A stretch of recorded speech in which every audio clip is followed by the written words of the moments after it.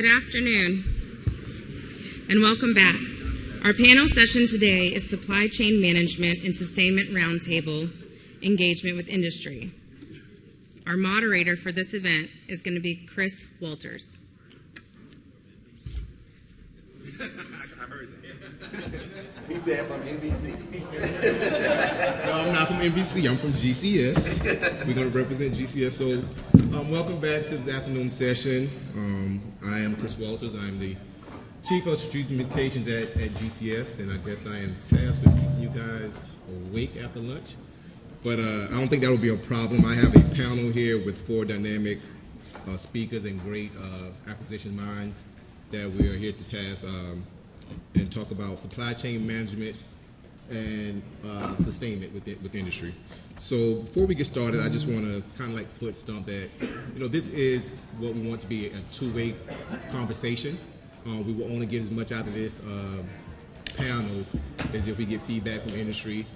We have some areas that we've identified from the government side, but we really want to know from your guys' perspective, how can we get a better handle on maintaining the supply chain and making sure that we have the goods and services that we need on time at a fair cost and in the right amount when that time happens.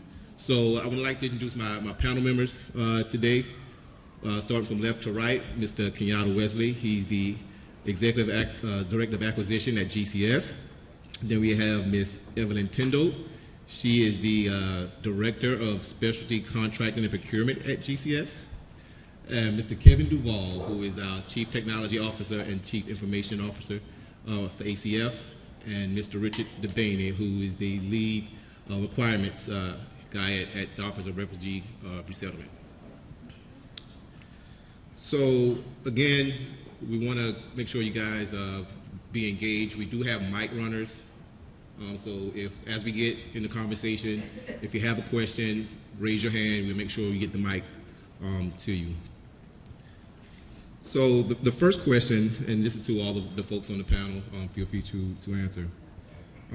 From your perspective, your respective agencies, what do you feel are the biggest challenges when it comes to maintaining the supply chain?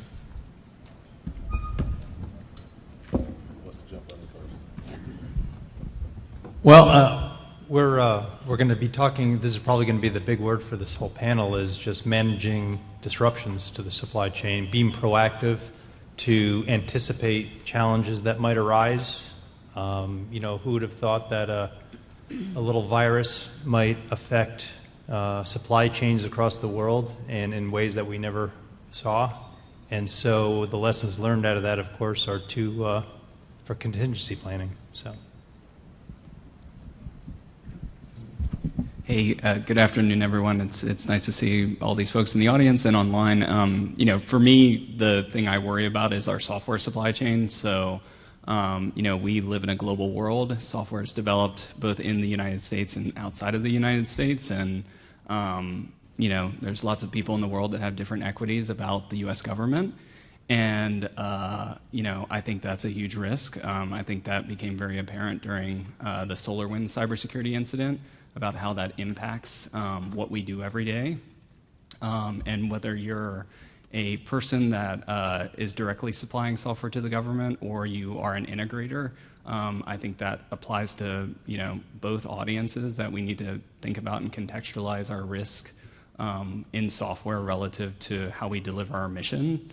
The government does a lot of very complex things and a lot of mission critical activities that we can't afford that cyber risk on, and so that's the one that really sticks out in my head. That's particularly concerning because, again, software is not something that you have to ship everywhere physically. It can transverse borders and boundaries very easily, and so how do we make sure that the software that we are buying as the U.S. government is secure for our use?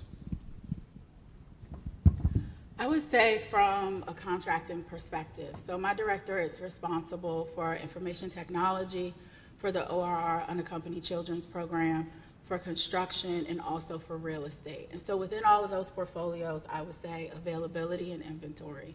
And one of the things that we talked about throughout this morning was just about having quality and at the best possible price. So when mission partners need those needs when they need them, and also when you all are looking at us to see what our requirements are, and we have very dynamic missions, right? And so they're not static, they're gonna be changes and ebbs and flows. And so I'm really hoping that you all share with us some of the challenges that our requirements create for you all from a supply chain management, and being able to offer us that quality as well as cost-effective solutions that we can integrate and execute. And so I want to foot stump first. I have 3 items. The first one I'm going to foot stump from Kevin, because a lot of people don't really think about the effects that software can have on the supply chain. You know, we manage, no matter where you go in the world, software is managing the supply chain, where it goes, how it moves, managing the actual process, the machinery that ships it and moves it in within the factory. And so if we don't have a software that's safe, that is prudent, and that operates efficiently the way the government requirements are written, you end up with waste, shutdowns, delays, all kinds of things. So I really wanted to take a second to foot stomp that, because it's something that people don't really think about with supply chain. The next one are materials. So, you know, whether it's on Kevin's side and the hardware side of his job, and you have metals, chip manufacturers, all kinds of things that we saw been going through delays over the last few years, or whether it's something on a specific kind of metal or a specific kind of lumber that maybe affects certain types of furniture that we may need for ORR, or certain materials that need to be for radios for OCEFR, right? I need to know how it's affecting you and your ability to deliver on time at the required quality. And then last but not least, that's the segue into communication of these challenges. You know, there's an old saying that my grandmother drilled into me when I was a kid, because I didn't want to tell her if something was wrong. And she would always say, bad news does not get better with time. And we, for some reason, as we became adults, we're like, oh, don't worry about it. We'll deal with it. We'll deal with it. It'll get better. And then 4 months in, and you've lost 4 months of adjustment time where you could have gotten help and support. You are now running behind the 8 ball, scrambling. And then you feel like the government's not there to help. So even if you're telling us, hey, we haven't felt this pinch yet, but this might be something that will affect this contract or the one that's coming out, it's okay to communicate that, even if it's for no action, to make sure that the government is aware that this could arise either before award or during execution of that contract. Hopefully that makes sense to everybody. So can I just to kind of piggyback off what you just said about communication, what steps you think that we can take to kind of pretty much improve communication and collaboration with our industry partners? So a couple of things. Events like this help. But when we take the time to do these events, honestly, it's okay to talk to us, right? This isn't that old, I forget which movie it was, We're the Government, We're Here to Help. This isn't that, right? This is the government asking for your help, right? And this is important because it's as smart. I'm very blessed to work here. I'm really blessed to work here. I'm surrounded by some of the most brilliant minds on the planet, some of the most eloquent PhDs on the planet. But they don't know everything, and neither do I. And you all are seeing it from a different lens and a different vantage point. So when you come to the event, please share the information. And then secondly, when you get those chances in front of the program managers, the acquisition program managers, to be specific, you want to ensure that you are explaining to them the impacts that certain supply issues, materials and or metals or software challenges, whatever it may be, may impact and that we need to plan for in our requirement. It really does matter. Thank you. Do anyone from our industry partners want to provide any comment or feedback on, from your perspective, what we as the government can do to kind of also get out there, improve collaboration and communication? If so, raise your hand. We have one right here in the front.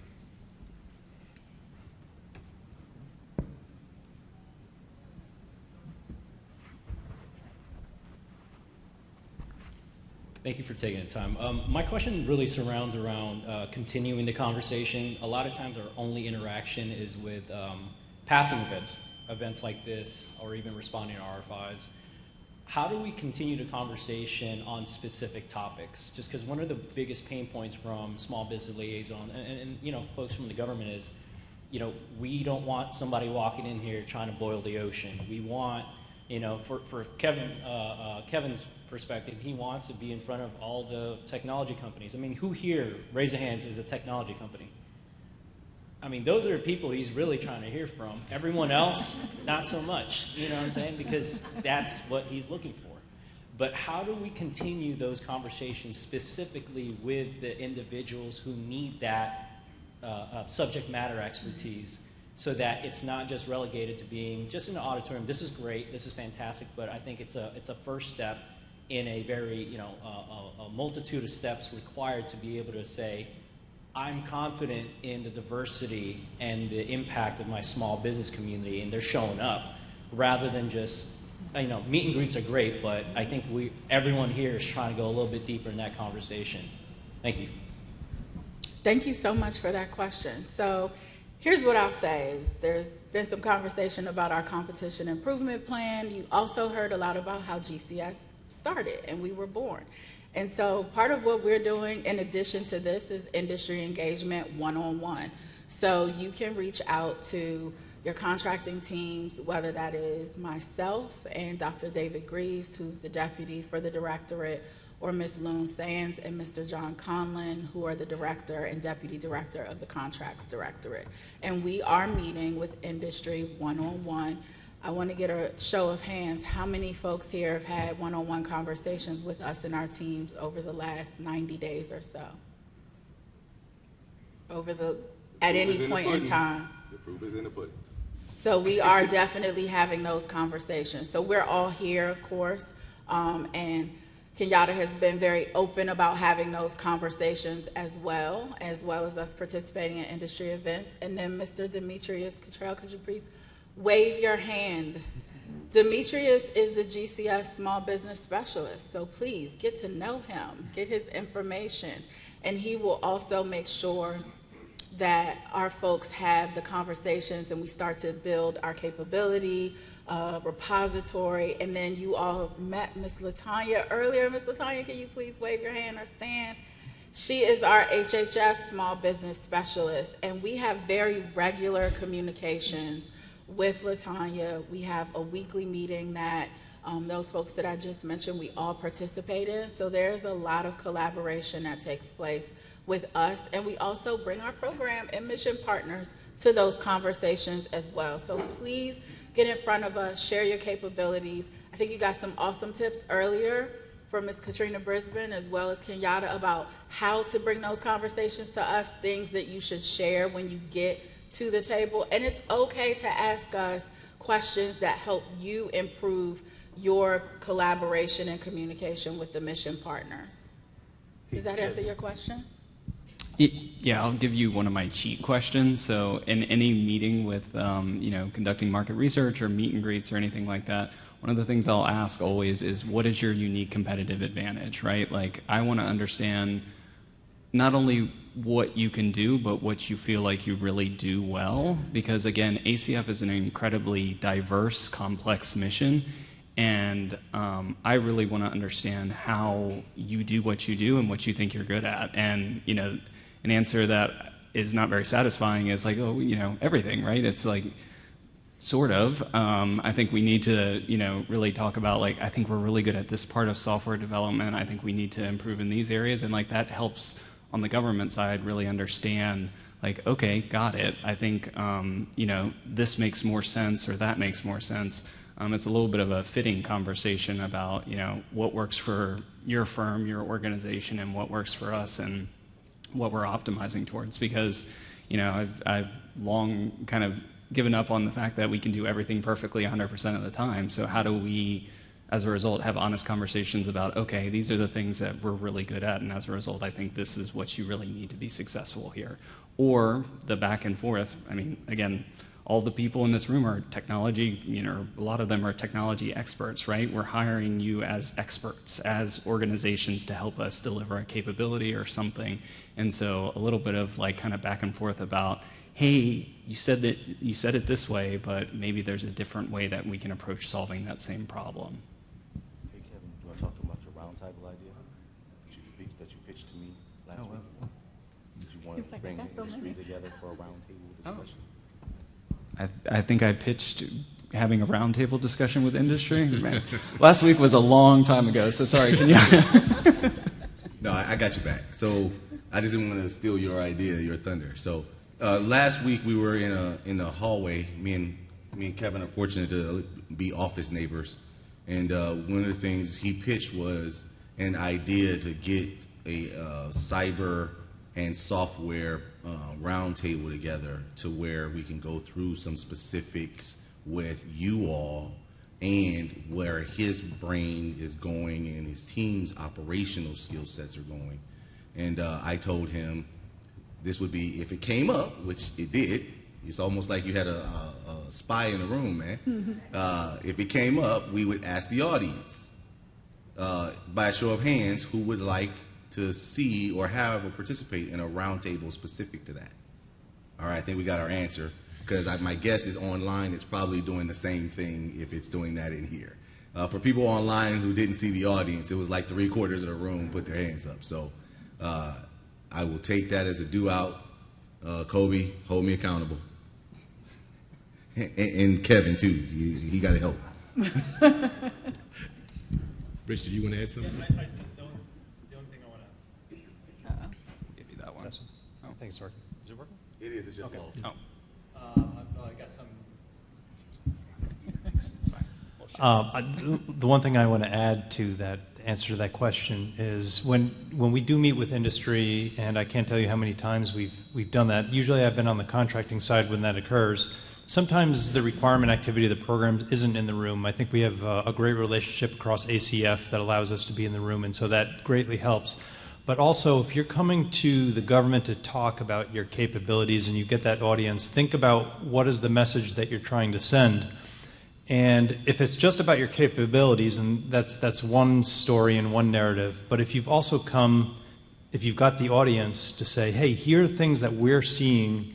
It may not even be about exactly ACF, but this is what we're seeing as problems with requirements and why it's affecting us. And you might be speaking kind of for the industry in that case and saying, this is what we're having troubles with your requirements. And that helps us to articulate it better for the future, which I think is better for everybody. Hey, on just one footnote on that, when you see requirements, the RFPs and solicitations go out, there's normally a question and answer period. All right? Use it. It is remarkable how many times we do this. We'll get 3 or 4 questions from the same company, but then when it doesn't work out in a particular company's favor, then they go, well, we had the question on this, and this wasn't clear in this RFP, or this wasn't clear in the solicitation. And I have to look at them and go, the time for Q&A is now closed. We're at the award. You should have brought this up. We do want to make our contract pre-award documents friendly for industry as long as it doesn't change or alter the government's requirement from what it really needs and wants. Okay? What we're aiming for is a way for the government to receive what it needs at the right quality level for the right price, but we want to make that easy on you to do so. All right? So it's really important that you ask those questions when you have the opportunity. Thank you. I think we have a question over here. I wanted to add one quick thing that I have found to be great for talking to government officials is when you respond to a government official or you're trying to reach out to talk to a government official, if you put your business name and the one thing that you do well in the subject line, it makes it easier for searchable for market research purposes and communication tidbit of when you communicate with your contract professionals or small business reps or whoever you're talking with. That always helps, A, make you more searchable, and B, adds to the conversation. Yeah. Oh, one more time. Online? Okay. Hello? No. I think, are the mics dying? This one's working now. Okay, so I'll say it one more time. Two. All right, so in order to make the conversation go easier and make you more searchable, when you're talking to your government officials, people in contracting or your small business reps, make sure you utilize the subject line. You want to put the business name and what you're good at. You know, maybe your top NAICS code, your top service, or top thing that you offer. So therefore, when we're looking for our short list or doing our market research, which we can start with our own short list before we do RFIs, before we do social start notice, you're easy searchable. And then in addition to that, we can use that as a point of contact, a reference to have a conversation with you about an initiative or need that we may have. So I know it's a very small thing to do, but it makes the world a lot easier in our profession because we have 100 emails, 100 projects, and we're trying to make sure nothing slips and we have a good picture before we go forward with procurement. So just putting that forward and putting that request out there. Thank you, and thank you for taking questions. I'm Kelsey Donlan with the Lindahl Reed team. The question I have is around disability access and accessibility. One thing that has come up a couple of times for a project we're working on is that we are specialists in not disability accessibility, and we have requests that come in, and the time for us to go find a subcontractor to meet reasonable accommodations takes away from us being able to be successful or have people in the room who really are experts but need additional considerations to join our meeting or our call. And so I'm wondering to what extent you're thinking about integrating disability inclusion and accessibility throughout all contracts, or having a mechanism so that when contractors who are specialists in XYZ, we can then go and say, we've got a request and we need to meet it in 1 week. We don't have time for a subcontract. So I would love to hear a little bit more about how you're thinking about accessibility. Thanks for that question. This is something that's very near and dear to my heart. Actually, when I came over to ACF, the Section 508 program, I moved it directly to report to me because, you know, we serve all Americans at ACF, and we don't want to disadvantage someone. You know, disabilities take lots of forms. Some are invisible disabilities. And we need to serve all of those people equally. That's our responsibility, and it's also the law, right? So Section 508 and information and communications technologies are required to be accessible. And so I think for me, one of the things that I really think about is as an industry, we need to be consciously thinking about universal design and putting that at the foundation, right? Like, you can't just build something quick and, like, you know, there's probably the most glaring example is, like, there's photos of text, right? Like, that's not screen readable, that's not accessible. And you see industry leaders doing that, right? You know, I'll take an example, an iPhone. An iPhone is an incredibly accessible device. Does it have shortcomings? Absolutely, but if you've ever seen a person that has a disability use an iPhone, you know, there's lots of different workarounds. And so I think as a whole, we need to make that foundational to every requirement. And all the contract language that, you know, my office inserts into contracts have that language included because it's so important. I think you bring up a point which is valid, which is, you know, the people that really can support and think about that are hard to find in industry. But I think as a whole, we need to be growing that because, you know, as long as I'm here at ACF, we're going to take that stuff seriously. And I think, you know, we need to do that because we have a responsibility to all the people we serve. So two things. The first one is, when he said grow it, that was not his thing of saying go out and incur costs. Just to make sure that y'all understand it. All right? I have to say that as a disclaimer. What he's telling you, though, is start thinking through, as you're going to reply to our acquisitions, our programs, our strategies, how you would incorporate it at that time. Okay? But don't go out and jump on that grenade and say, oh, Kevin told me at the conference, because somebody will do it. So I just want to be careful. And I'm going to due out for my policy team on the acquisition side. Mitri, I think, is out there. See her over there. We need to have a discussion after this event about how do we want to have addressed universal language for this. I believe that there is some standard FAR language, but I think getting after her real question, how do we kind of make sure we're standardizing it across programs, not just the CIO section? So we'll take that as a due out. Thank you. Question here. Hi, Sarah Sanchez with ATG Innovations. My question is around supply chain risk management. And there's a lot of discussion around supply chain risk management. Some of the GWACs coming out are starting to incorporate that as a part of the requirements, or looking at including them and sometimes maybe retracting it because industry might not quite be ready. There's also some ISO certifications around supply chain risk management. Have you started to incorporate that into your procurements, or if not, do you anticipate a timeline when you will?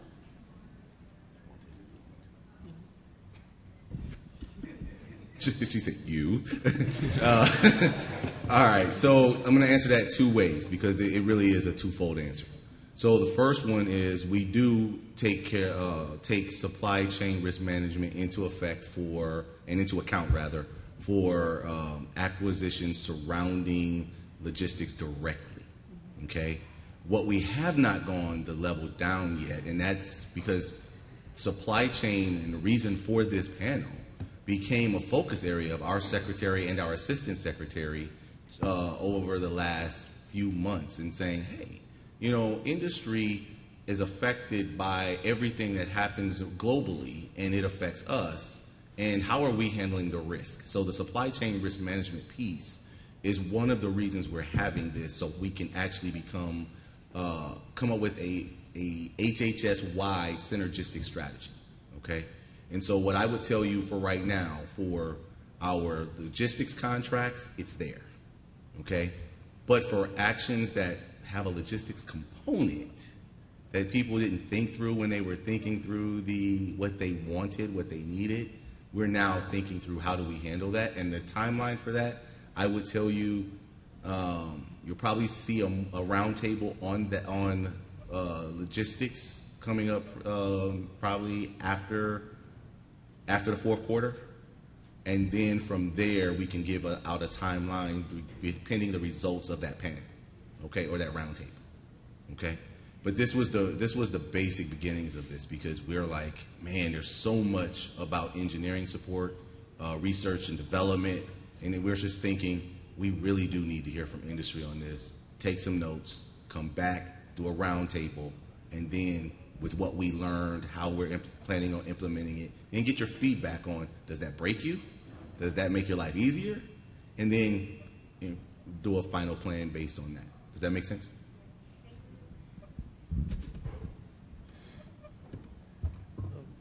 Excuse me, Sean Mabenga from Groundswell. We are very much in the technology space, so that's what my question is related to. So one of the issues we run into, like we do a lot of systems for like CDC, CMS, FDA, but we then, if we have a very successful system, it's hard to then go out and like showcase it to even another government agency. So is there, and also you don't want to give away like intellectual property and stuff like that. So is there like a safe space you guys could provide one-on-one where like, if it's a CDC system, we could sit down and like give you a demo or show you what CDC is doing and give you that information. Because right now we have to say like, hey, CDC needs to go to this agency and talk to them about that, and then they don't really want to like, you know, push another company somewhere. But you would get a lot of really good insight, you know, if you sort of set up a safe space like that. Yeah, I think that's a valid point. You know, one of the things that I feel like I'm giving away my cheat sheet a little bit, so, you know, the previous one about competitive advantage, but having a government contact, like, kind of readily available, because, you know, as we do market research, I do want to kind of understand, you know, is there someone that has previous experience with this this product or this thing that they can kind of give me the pointers of like, do this, don't do that. Being able to kind of make that government to government connection at the outset and sooner rather than later, I think is really useful. I think all of our email addresses are public, through the PSC directory system, or most of them, and so we serve the public, and part of that government-to-government connection is connecting and making sure that we are communicating and understanding kind of capabilities. So that's what I'd say kind of at the outset.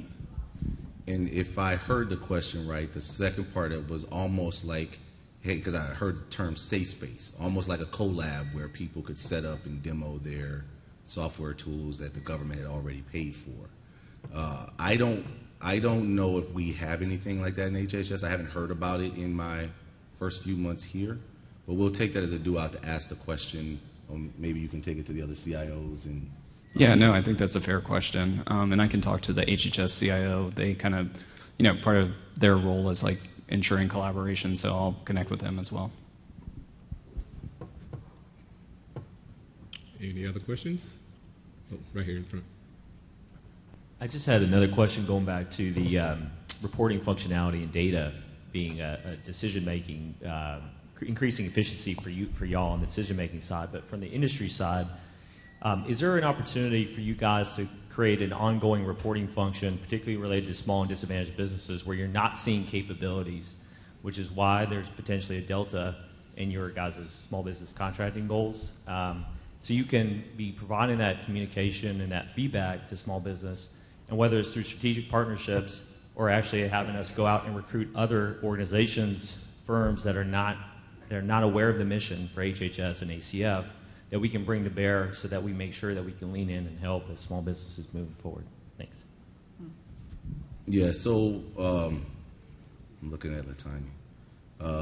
Is SBX, am I saying that right? SBCX. SBCX. So that's one of the ways. We have like 3 different ways. SBX is a tool you heard Ariel mention earlier for those who were here. If you're not registered in there, please go register in there. It is really important.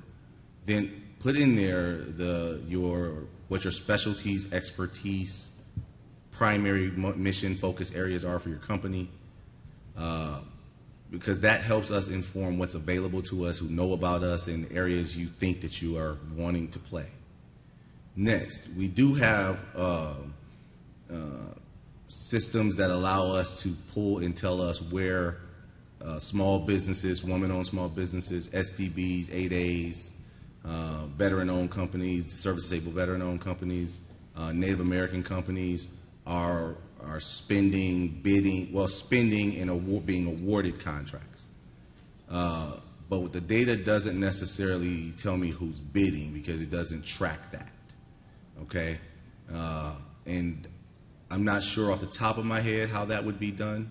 But right now, that is probably the larger gap in my swing of being able to know who's actively bidding by large business, academia, or socioeconomic category at large.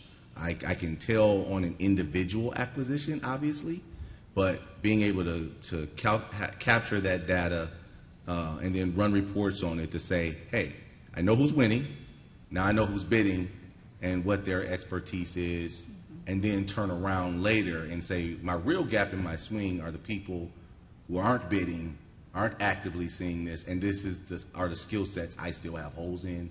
They're now my target audience for that. And I understand exactly what you're getting after, but that little piece I don't have yet, I'm not able to see. We are working on ways to try to get the lens for it. I just don't have it yet.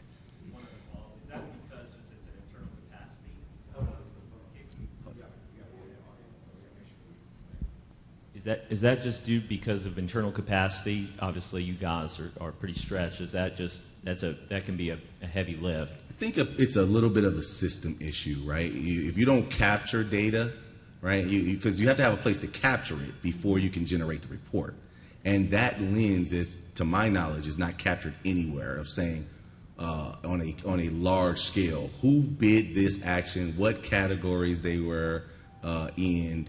And what were their expertise in areas. That's not captured anywhere that I've seen on a large scale. And I think that's a gap in our swing to be able to answer the real crux of your question. Thank you. But I'm not taking that as we're not going to get there, right? We will get there. I just got to figure out a way working with Kevin. I see another hand. So you got one here in the front right here, and then one behind James. With some of the workforce challenges in terms of finding people and having resources, are you guys doing anything within automation or artificial intelligence within ACF to help augment some of that? So, got to be careful.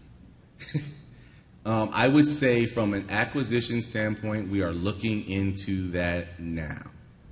Okay, so meaning systems that help us develop our requirements packages, things that help us write better contracts, more informative contracts, and more complete contracts that would potentially require less modifications and for our systems to learn from us as we go. Okay, so that way, for like requirements, similar requirements are actually those documents are learned. The system would be learning my CO's habits, my contract specialist habits, my COR habits, and the good lessons that are confirmed, locking them in, and then they become suggestions to future workforce as to the why behind the answers and or options. And so, yes, we are looking into those areas now. Obviously, there's a lot of progress being made in those areas. And all I can tell you to date is that we are going through and looking at different products and systems that do that. And then outside of acquisition, I'll turn to Kevin and let him discuss that. Yeah, that's a really great question. I mean, I would say in general, we're pretty limited at ACF in our use of artificial intelligence, and I think you kind of referenced robotic process automation. You know, I think to myself as one of the ones that actually the ASA Office of Human Resources, and then I think the Program Support Center has done some pretty interesting work in that domain. So I think that is an area that we should be looking at more and more. Internal to ACF, one of the things that we launched this year was, we called it the ACF Year of Data, but really to think internally about how we build capacity as an organization. We have lots of data that, you know, everything from, we collect reporting from our grantees, and you know, part of my charge is to build a more coherent message about all the things that ACF does. When I think about ACF as a whole, people know our sub-programs, right? They know Head Start, but you know, you ask a person on the street, you know, ACF. I think connecting and bringing that data to bear so we can better understand the populations we serve is part of the goal of that initiative, and so I have some folks focusing on that and really thinking about what we can do there, because you know, this is important data. It's about humans, it's about children, it's about families, and so again, we need to be looking at that further.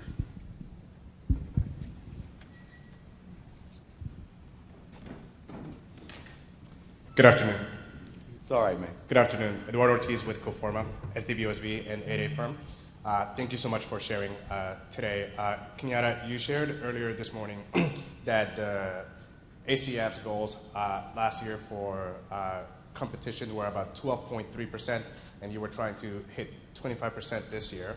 And looking at the fact that this roundtable is on supply chain, I wanted to offer one comment that is building off of what the gentleman that asked about the safe space for sharing solutions spoke to.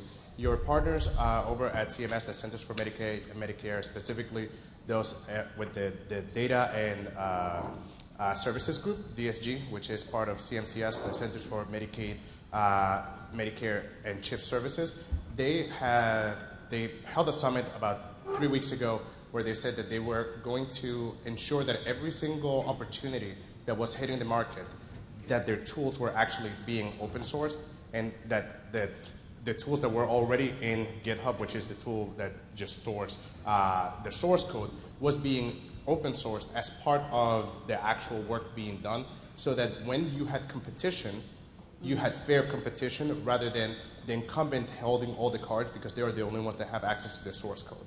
Trying to remove the limitation that today exists where the incumbent is able to answer the question end to end, while as those on the outside are only able to speak to an idea as to how they would be able to solve the problem.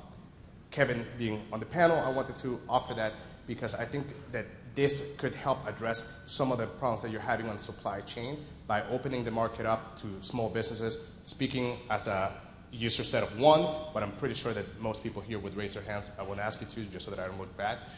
But I'm pretty positive that this would help address some of the concerns that you're already seeing by bringing small businesses that are qualified just as much as largest and incumbents to come to the table and provide you with other options. Yeah, so thanks for that question. I think that's a really solid point. I mean, I think some of the, I can't remember if it's in an executive order. I haven't been on code.gov recently, but that is one of the pushes, is to, again, make more of that available. I think probably our benchmark program for that is the TANF data portal. I think they publish a lot of data through HHS's GitHub account. But you bring up a very solid point, which is bringing that and making it more open allows not only for competition, but also one of the things that I was the chief data officer during COVID-19. When we released publicly available data, people were able to catch errors, and we acknowledged that. There were 2 states that were about, I want to say, 14% off. And so that was caught relatively quickly because we released that data to the public. So I think that's a solid kind of strategy. The thing I would say as not necessarily a caution, but something that does happen from time to time, is people believe that hiding the source code is your way to secure it, right? Which is challenging. And so, but I think it's an area of growth that we should consider. So I appreciate that question. Got one in the back. Hi. Wow. Hi, I'm Dave Fedlam with Guidehouse. I think sort of building on this question that was just asked by the gentleman over there, Kenyatta, you talked about increasing the number of, or the percentage of competitive awards, and Kevin, I know that you manage and oversee, mission critical systems, and I used to be on the HHS side in the financial systems world, and the first thing that always comes up when you start looking at this is transition risk and the risk of changing from one contractor to the other, particularly again when things are so sort of mission forward and mission centric. So just curious how you, while we have you up here, how you guys consider it and think about the notion of transition risk and sort of the devil you know versus the devil you don't versus the need for innovation, and how you sort of balance that in your mind as you think through future acquisitions and procurement. So from an acquisition systems piece, I'll tackle that, and then Kevin can tackle the rest. It's interesting. The answer to your question is, are we considering it? Yes. I am a person who's not really afraid of change. Right? I tell people all the time, watching how my kids grew up, and how my nieces and nephews are growing up now. I didn't want to be that granddad or great uncle that can't do any of the modern technology, right? If some of you can remember that every house had a house phone, and it was the old rotary dial. Mm-hmm. Then we went to the dial tone and push button.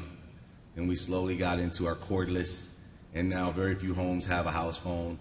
And then we went from a regular cell phone to now everybody has a smartphone. You got that 1 or 2 people sitting out there with the oldest, biggest cell phone that they can find because they refuse to change, right? Well, that's no different inside the federal government. And if you really want to lead through innovation, you can't be afraid of change. And that means you have to understand what the original platform was written on, how that data is stored. You've got to be able to understand the naming conventions behind that data and that code, because if you understand the naming conventions behind that code, you can transition it fairly easily into a new system. But the key is understanding that. And if, in my case, because I know what my acquisition systems are, I can do that fairly okay.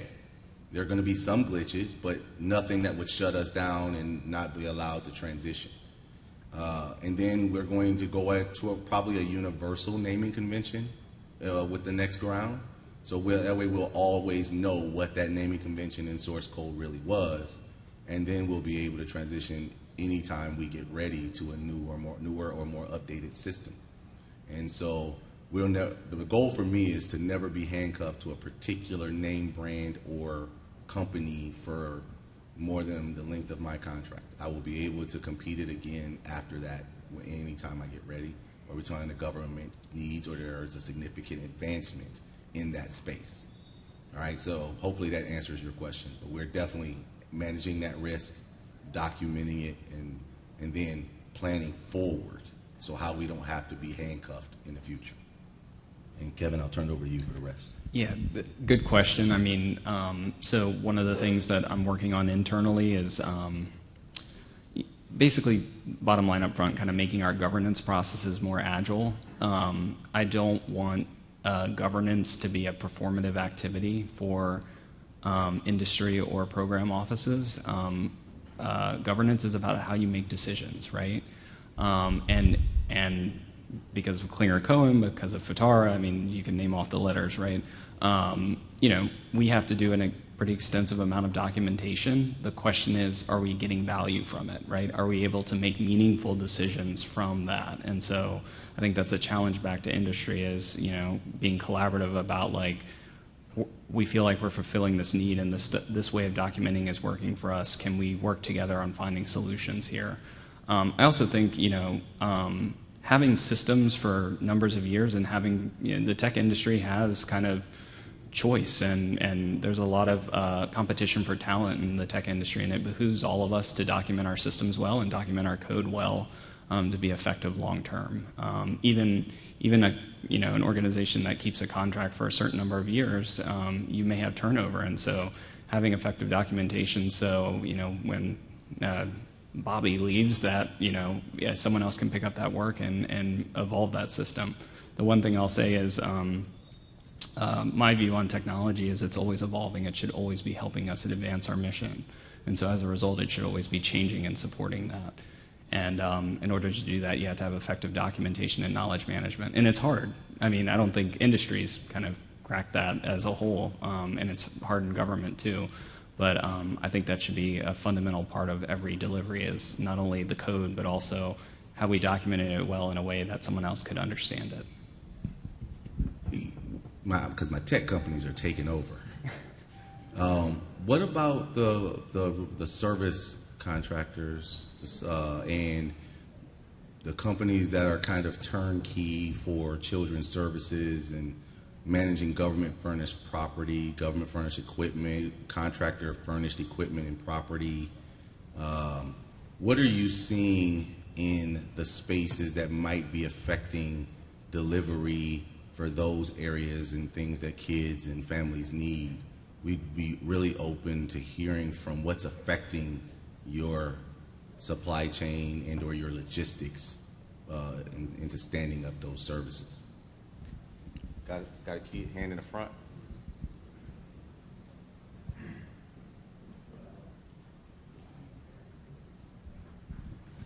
So one of the challenges, I'm sorry, Joe Grabenstein with Acoma LLC. We're an Alaska Native Corp. And one of the challenges that we see with particularly firm fixed price contracts for services, whether it be construction or facilities maintenance, any of the types of different services, is supply chain problems can happen like with COVID after the contract is awarded. And if it's a 5-year contract, then the contractor is performing at risk and sometimes has no control over the costs. Are you looking at new language for contracts that would protect the, the way that we can, one of the ways that some contractors avoid risk is by bidding higher, but that's not in the government's best interest. So if there were a way to adjust costs based on inflation or supply chain problems in the future, if that were written into the contract up front, then companies could bid more competitively. Yeah, so there is language that applies to contracts for economic price adjustments and things of that nature, and that applies to contracts, especially things that are driven from act of God and things of that nature. And then I would also tell you one of the things we're also thinking through is, or are different strategies other than fixed price contracting. Because the fixed price contracting in some of these spaces has not been advantageous to the government nor the contractor. All right, it was a time-driven, very reactionary method and approach. Because we had my predecessors had something that was not overcomable by traditional methodology and timelines. Now that we are actually going after and competing these things going forward for all these different types of professional services, we're looking at whether or not we need to use cost contracts for some of them, whether or not we need to use firm fixed for some of them, or hybrids for some of them. And so what I would tell you is some of you in this room already have your approved accounting systems and some don't. You need to start making sure you're getting after that. That's another good deed I've given y'all for the week. Because that's going to evolve. This organization has to be able to manage in a very complex and fluid environment. And I need to be able to have that kind of acceptance, right? And I know that some people are like, I want everything firm fixed price, but we are not that kind of organization. We want the right tool for the right problem. And I can't stress that enough. So I would tell you more and more, be prepared to adjust to flexible and fluid vehicles. All right, I think we had a question in the back, and then we have the gentleman up front. Right here, James. Thank you. Kate with Team Housing Solutions. I'm curious, as it relates to supply chain for facilities and real estate, it's difficult to propose real estate, let's say in May, and then have that real estate still be available in August.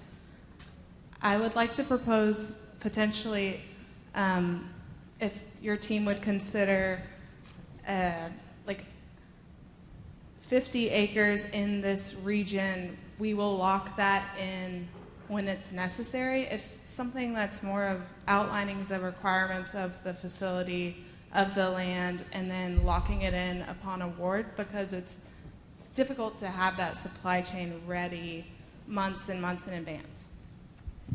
You got the right one today. So the facility and our ability to acquire not only property and land. So just a quick recap from November, the Office of Refugee Resettlement, within their statutory authority, it allows us to lease as well as acquire property, land, and construct facilities in support of the Unaccompanied Children's Program. So the question about facilities and property is really in response to that mission. So one of the things our team is working on and working through, we have the traditional lease process, and much of you are familiar with that from a GSA perspective. And what we're doing is we're formulating our leasing program, our real estate program, to be responsive to the needs of ORR. We had a recent RFI go out. Those RFIs that we said here today, they're really important for us because we are trying to figure out how to be the most innovative and responsive to that mission within our authorities. And that's important because we want to keep our authorities. And so we need to be smart about how we execute.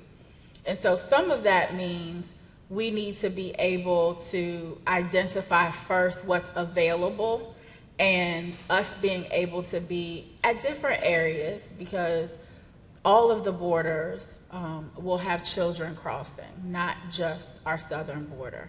And so we want to be responsive to being sure that we are able to have facilities within those spaces. Having them available 6 months to 12 months in advance is sometimes not a luxury that we have. And so there are going to be different solutions that we have to execute based on those needs, hence the rapid deployment RFI that was issued. So understanding where people are in that space and what is within the realm of possible is really important for us. It's also important for us to be able to understand if we have modular construction capabilities that are available to us and what some of those real estate requirements are for you. So come and tell us, this is how long we can hold on to a property. Or let us know, this is a property that we are considering, and if the government is open to this property, here is what would be available to us. Because we're operating off of traditional real estate, but we need to be able to put together a program that's responsive for ORR, so we're really customizing our real estate program. And so we need to know where those things are so that we can customize it appropriately, so that we're not putting solutions out there that are not responsive to what you all are capable of doing, so that we can make sure that's within our authorities. So having an inventory is important to us, and understanding how that inventory is within your span of control is important to us as well. Does that answer your question? You're welcome. Hi there, Rob Brady with OST. We are a technology question, but I promise this is not a tech question. So during her open remarks, Ms. Tyndall mentioned the concept of availability, making sure that you have things, and the great way to do that is always maintaining a diverse vendor portfolio, having multiple partners do multiple things. During Mr. Wesley's presentation, you'd mentioned that you're looking at ACF 360, strategic sourcing, and I know that OOR is understandably continually under emergency review. Both of those situations can lead to an area where there's roadblocks to new entrants. If you put out a vehicle and I don't get on that vehicle as a potential vendor, I might move on, I might go somewhere else, because I don't have a good opportunity of getting in there. So would you mind talking through, or with security, emergency contact, if you're constantly in emergency, I'm going to go somewhere else, I'm going to take my solution somewhere where that I might have a better chance. Mm-hmm. Could you talk through some of the solutions that you're thinking of to make sure that doesn't happen as you go to a more streamlined acquisition? Yeah, so that's actually a really good question. So I'll try to not make this a long-winded answer. So think of it in stages, right? You got a brand new organization, crisis happens immediately. And then you're in that crisis for 18 to 24 months almost, right? And you're finally getting a little bit of air to plan, strategize, and start to execute. And then the threat of another title ending and flooding you again says it threatens your ability to execute that plan before it's ready, okay? So the way I would think through it and try to explain it is this. We were in that reactionary mode. We are in a combo reactionary plan execution now. So that's progress. Not as fast as I would like it, but it is progress. And so now we actually have packages coming over from our mission partners in ORR, and that we are making valid efforts to compete. And then, but what you're going to see are the extensions necessary in those old ones to keep alive while we do those competitions. Then once those are actions competed and awarded, now we have long-term solutions that we can actually use. And then it's about the teaming arrangements on those long-term solutions that will help advance the marketplace as we evolve. And then if the need arises and Congress appropriates funding for additional potential sites, we would be able to now have time to plan and execute those because we have existing competitive solutions in place, right? So it's kind of that crawl, walk, run. We were crawling in that beginning. We're starting to walk now. And once we get those competitive actions awarded, we will feel very confident in being able to actually go at a marathon pace and not a sprint pace. Does that make sense? All right. Rich, you want to add anything to that? My name name's Lisa Cummins. I am with Urban Strategies, a women-owned small business. We do a lot of work in direct service, and so the wraparound services kind of thing. One of the things that is increasingly difficult is to obtain liability insurance for this type of work. And so while it's kind of a supply chain issue, but we see not only are prices going sky high, but there are providers that are now beginning to decide not to provide any type of insurance. So I think that's going to be an issue. If it isn't already for the industry, it's going to be certainly an issue going forward. Do you mind me asking, and it doesn't have to just be you, just because I'm kind of learning the insurance piece of the direct care and in that piece, is there a range of how that insurance is valued? You know, I'm removed enough to not know how to answer that question. Do you mind sending us an email once, that's for any of you, if you can help us with that, it allows us to, somebody has a hand up? Hi, good afternoon. I'm Lizette Burton. I'm the Chief Policy Practice Advisor for ACRC. It's the Association of Children's Residential and Community Services. The issue around liability insurance is an issue for all providers who are providing particularly foster care, residential care services. And so I can get you some information on some of the insurance companies that are refusing to insure providers of that care. And there's also an issue of the mix of services. So I work with some providers who are providing maybe in-home community services, school-based services, foster care and residential. If they start to provide too much foster care, the insurance company says, don't do that or we're not going to insure you. And so even though we want kids being served in community-based, family-based settings, insurance is absolutely a barrier to that, not just within ORR, but also on the domestic side of services as well. So happy to send you some additional information. That would be very helpful. Thank you.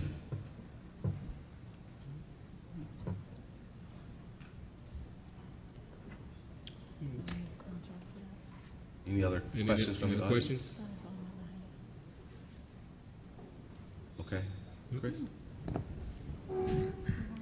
So we've touched on the different challenges of supply chain and some of the factors that cause those issues. Rich, I was interested, particularly because with your mission, it's very sensitive to unforeseen events.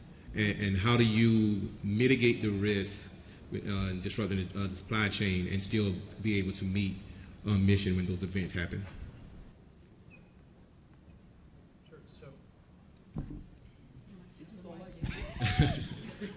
Starting off with a good supply chain of batteries would probably be where I would start.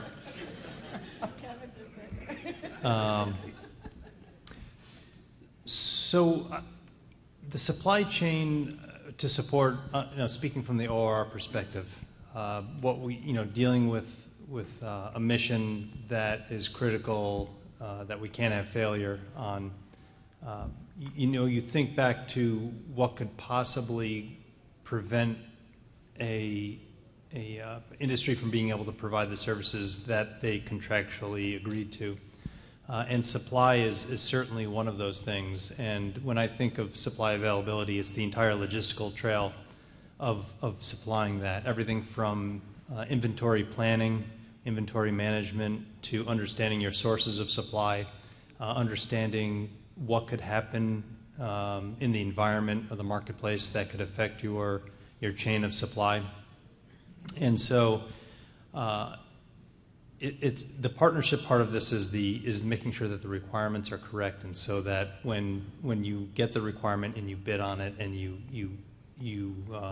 truly understand it, is that if it doesn't make sense, there's got to be a communication. Going back to what Kenyatta said at the beginning, is using that question and answer period to communicate the flaws in the requirements that you see.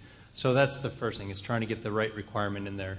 And then truly understanding what it takes from a logistical standpoint to provide the services, because you might be focused on the child care aspect of it, or whatever it is, the service that you're providing, and not really think through the supply aspect of it, of that material availability.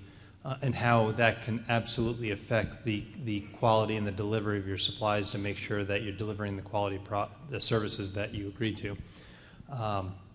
And looking at the risk, everything's about risk and where risk will lie, and whether it's having multiple sources of supply or understanding it if you're buying it at origin and transporting it yourself, is what are your methods of transporting that and how will you adjust based on disruptions to the supply system.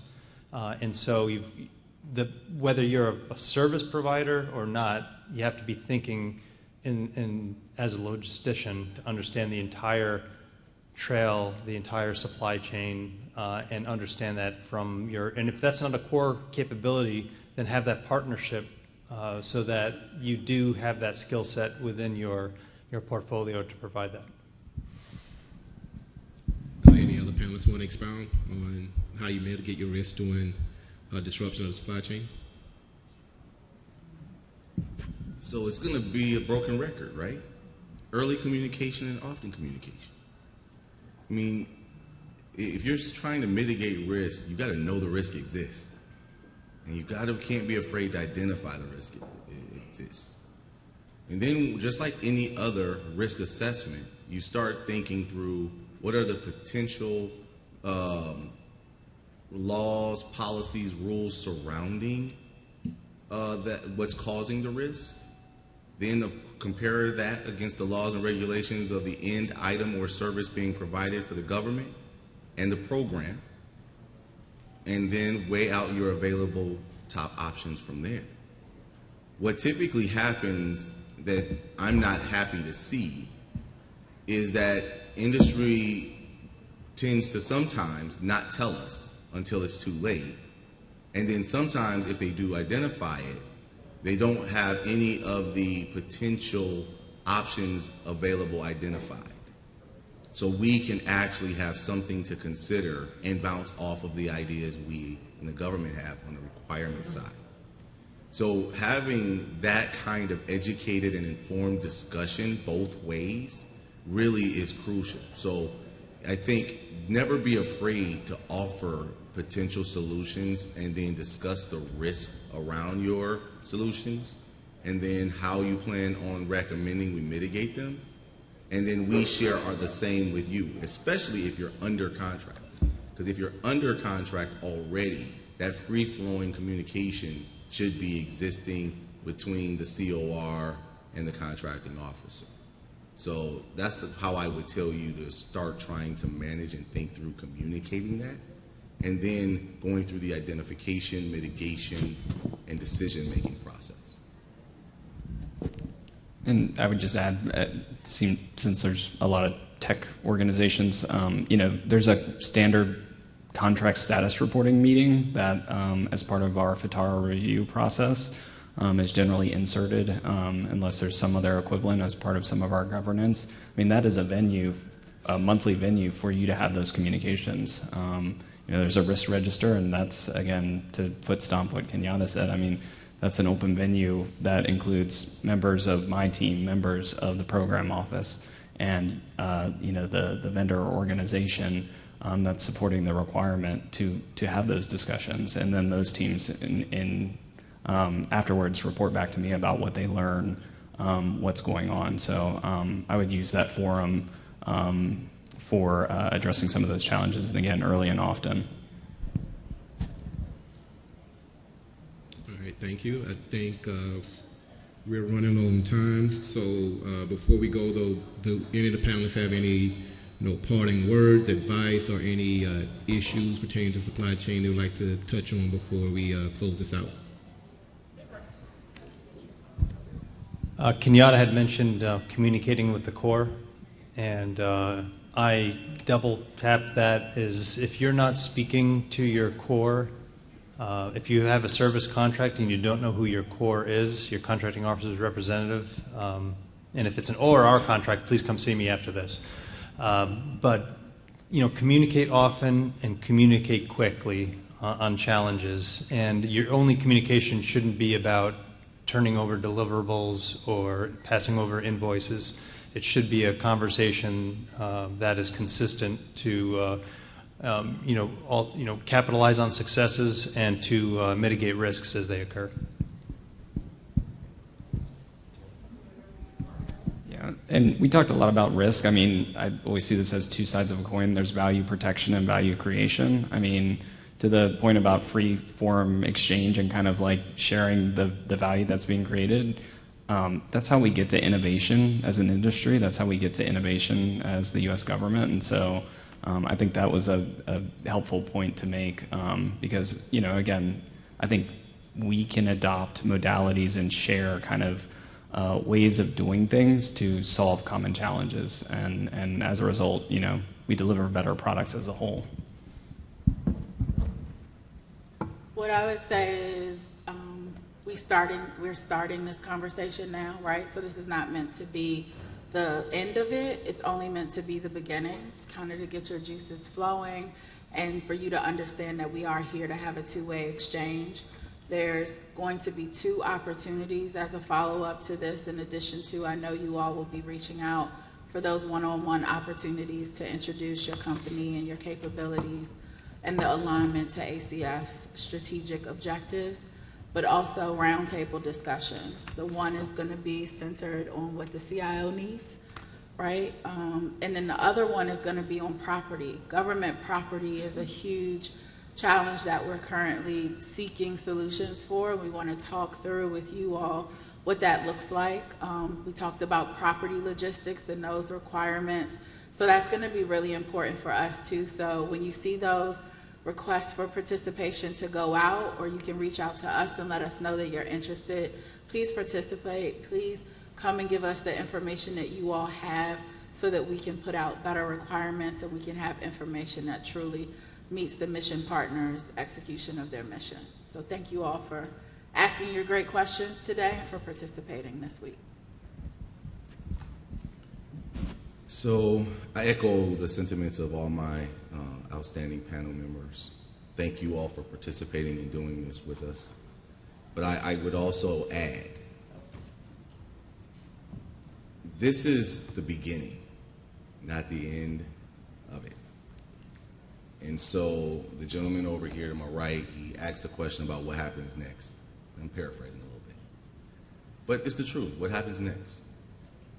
And what happens next as you talk through the round tables, because we're going to take all these questions that you all gave us today, review some of our answers, then also start to strategize about how we want to focus in on some specific areas. And then when we lock in on the round tables, we're going to announce them and hopefully get participation in those round tables, and you come prepared. Not just to ask questions, but with real ideas about what you are seeing maybe in other government agencies that actually are working and actually is building synergies and reducing capability gaps. We're so prideful that we can't plagiarize from others that it actually works. And then lastly, I would just say, keep your positive mind frame as we continue to grow and evolve as an organization, because the longer you are a part of this group that is actually trying to vie for business and help us meet our mission, and the more successful you become, the more successful it will make us in taking care of the American public. And so thank you all for doing this with us. We take this extremely serious. If we didn't, all you'd get is a bunch of lecturers and we'd walk off the stage, shake hands, kiss babies, and you'd never hear from us again. By having free-flowing conversation is us investing in you and hopefully you investing in us. Chris? Thank you. I want to thank my wonderful panelists for providing some very, very great information. But most importantly, I want to thank you guys for showing up and participating. You made my job a whole lot easier. I swear I had probably about 20 questions down here written to, kind of like prime you guys, but you took care of all that. You made my job easy. And like they said, we want to continue to have the conversation. So don't let it stop here. We have a networking section after this. Mix, mingle, get emails, contacts, so we can continue the conversation and drive this thing forward. So thank you.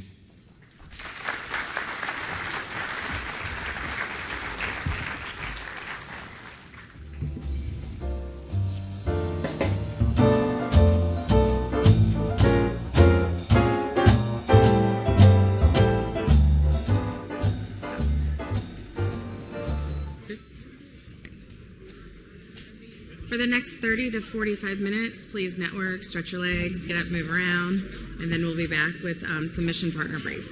Thank you. Thank you. It's now my pleasure to ask our first mission partner to come to the stage. Please welcome our Office of Human Services Emergency Preparedness and Response.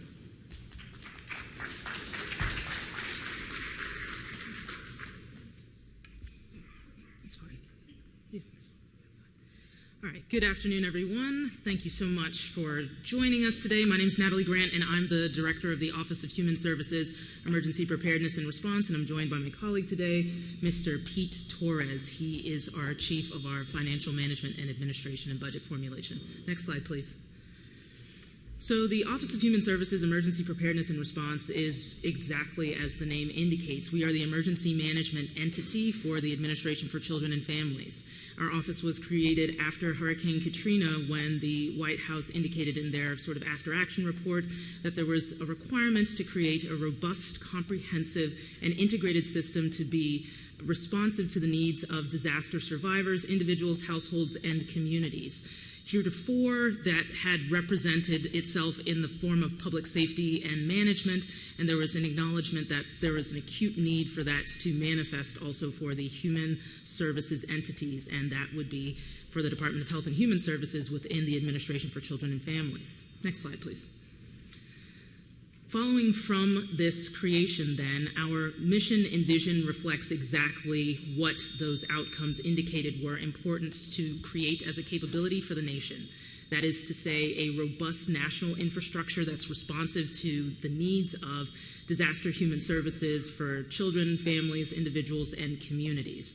And we intend to do that by providing leadership to our partner entities across the federal government and non-federal actors, in addition to our state partners and grantees, strengthen them by providing them robust technical services and administration, really creating a community of practice that is focused in on human services holistically, and really allowing them to have platforms to advance that community of practice.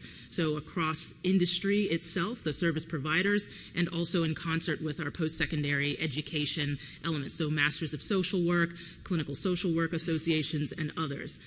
It's only through these partnerships, this community of practice, this concerted effort to learn from prior disasters and emergencies, that we believe that we can achieve a nation that's fully prepared to respond and recover from emergencies and crises. Next slide, please. So as I indicated at the top, as the emergency management lead, we do a few different things in our portfolio.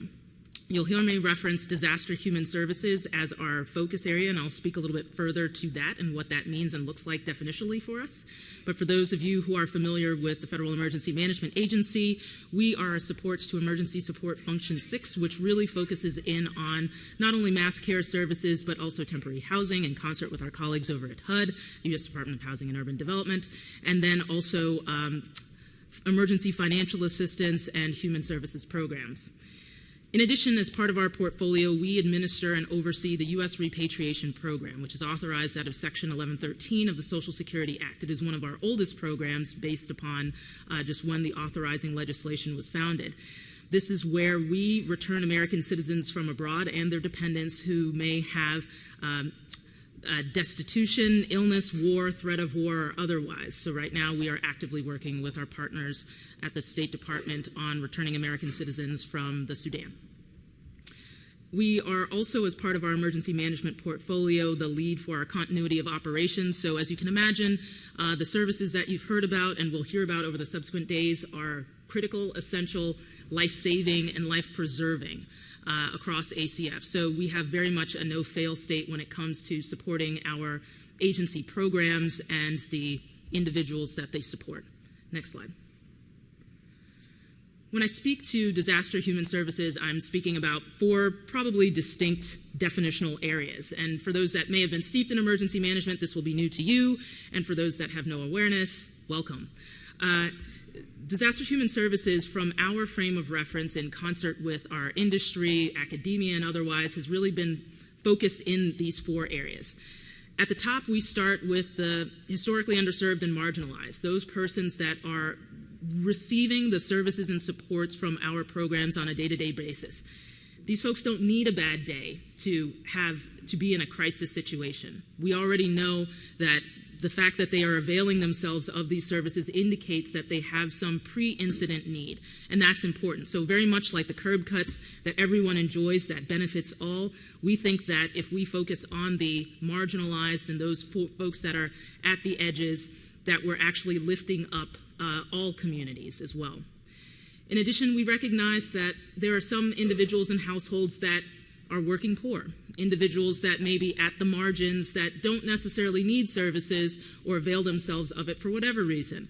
And they are also very vulnerable after a disaster because their resources may have been constrained further, and this is the first time and opportunity that they have to really engage with government services, which are not easy under normal circumstances most times, and especially after a disaster when you're navigating a number of life changes.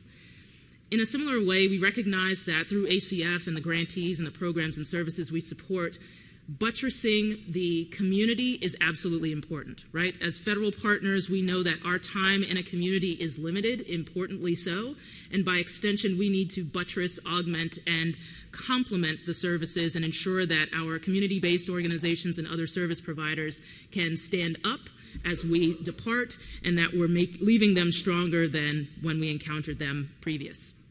And then finally, we focus in on some of our host communities. That is to say, we acknowledge that after a disaster and those destabilizing incidents, if you've lost everything, if you've lost your housing, if you've lost family members, oftentimes you may be displaced and you may find yourself thrust into another community due to evacuation orders or otherwise, and really trying to start over. And that in and of itself can be extraordinarily challenging. By extension, we know that the service providers in that community may not necessarily have the resources available, and similarly, because they were not impacted by the disaster, may not have those resources readily available to provide the support.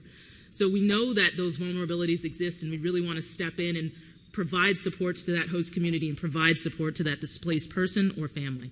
Next slide, please. As you see, I mentioned previously, these are our mission types, just as a reminder. Next slide, please. We've been busy. We've been busy. So I joined ACF as the director at the end of November 2018, and clearly I did not cause these things. But this just gives you a sense of, hopefully not, I don't know if I have bad luck that way. But that just gives you a sense of our portfolio. Our portfolio ebbs and flows with the disaster threats and risks that we face on a day-to-day basis across this country, inclusive of our territories and tribal partners. We are there to provide them with support. By extension, I will have you know that ACF, in terms of direct services for human and social services, far outstrips FEMA's individual assistance program to the tune of billions of dollars through congressional supplemental appropriations. So while you may not hear of us very much, we are absolutely ever present in communities and providing those supportive services. But we can only provide those supportive services in partnership and with our business community and through each of you all. So I'm going to pass it to my colleague, Mr. Pete Torres, to speak a little bit about that. Thank you.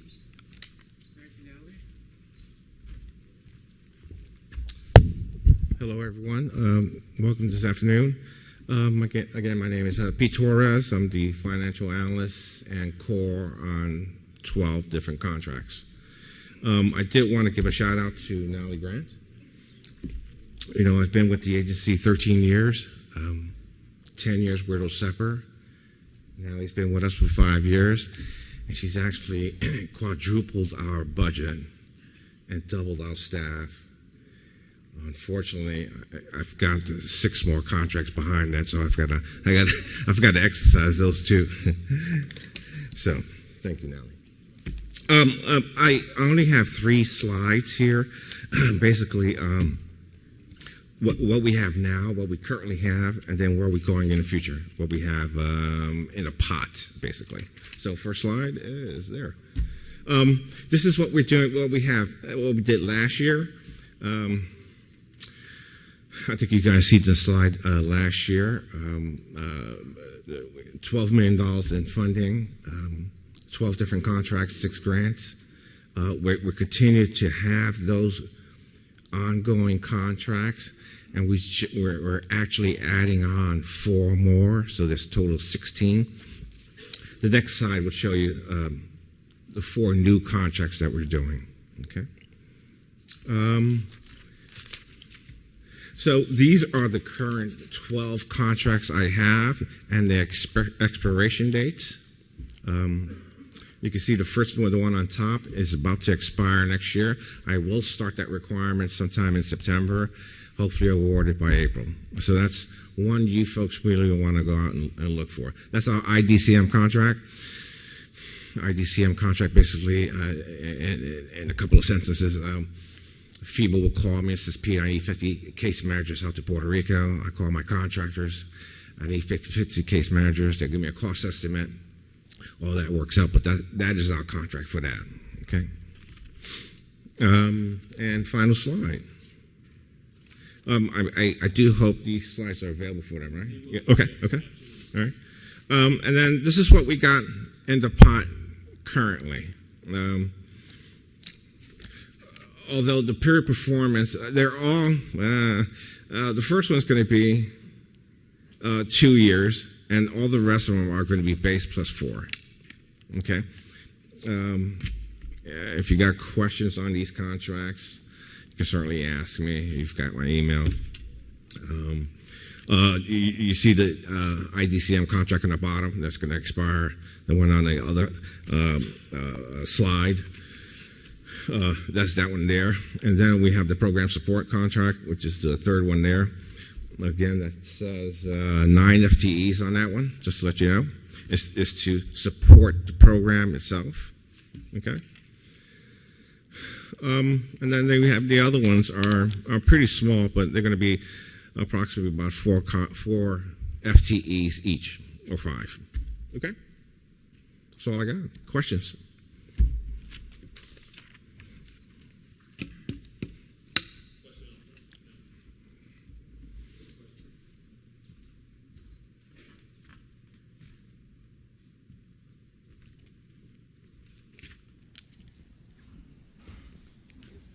Hello, Joe Grabenstein with Acoma. Did I hear correctly? Did you say that your spend is $12 million a year on 12 contracts? Yeah, okay. That's true. That's correct. Okay, thank you. Yeah, some of them are small, $500,000. There was 4 of them that were $250,000. Some of them are $2 million, so it varies.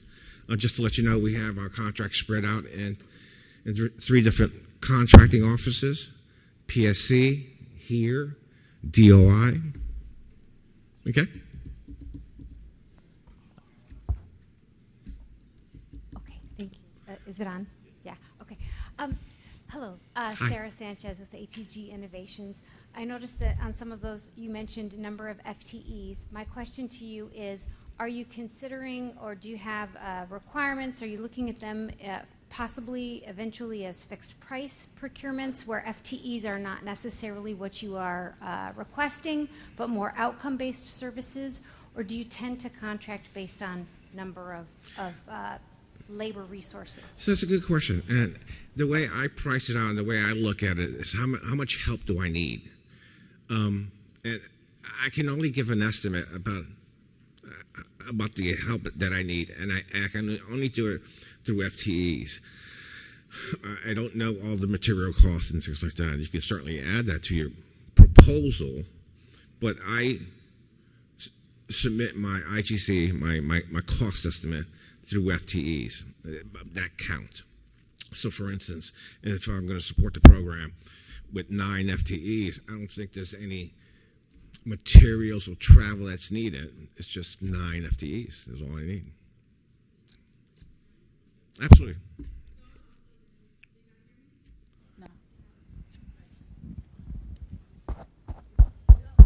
All right, there it is. So I'll give Pete a little bit of help on this also. So Pete is in the disaster and emergency preparedness business, right? So that doesn't always lend itself to firm fixed price contracts. And so there are sometimes needs that he's going to need where he knows specifically FEMA has said, here's the amount of support that we need you to provide, and that's driven by something. And so a firm fixed price environment may not be the best tool for all of his requirements where he's providing you with some of those FTEs, but in some of those other areas that they need, more outcome-driven solutions would be better. Right.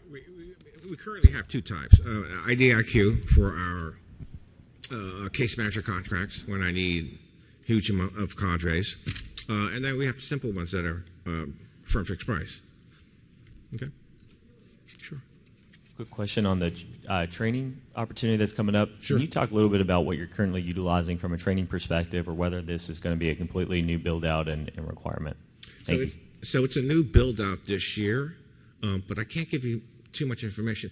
I just got the statement of work, and so but I know the amount and the requirements. But I've got to finalize that document. The only thing I have finalized right now is the 9 FTE one, and that one should be going through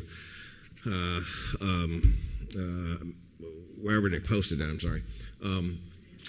Where? Sam, and it should be posted within 3-4 weeks as far as an RFI. So you should look out for those. But all 4 of those, you should look out. They should be coming, and you should look out for them sometime this year. And we do plan to award them by the end of the fiscal year. So. Good afternoon, everyone. My name is Rita Obi, and I'm from InfoGain Consulting. And my question is, so how do you plan on engaging or getting small businesses to bid on these contracts from a programmatic side? So I'll show you the inside. Sure, it's a good question. It's a really good question. So what happens is I submit my requirements to the office, and the office automatically must offer it. I hope I'm not misstating this.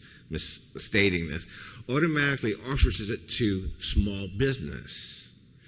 And now, if I get enough small business that are interested, and there are 2 or more small business that can do the job or capable of doing that function, then I have to go with small business. If not, I can go full and open.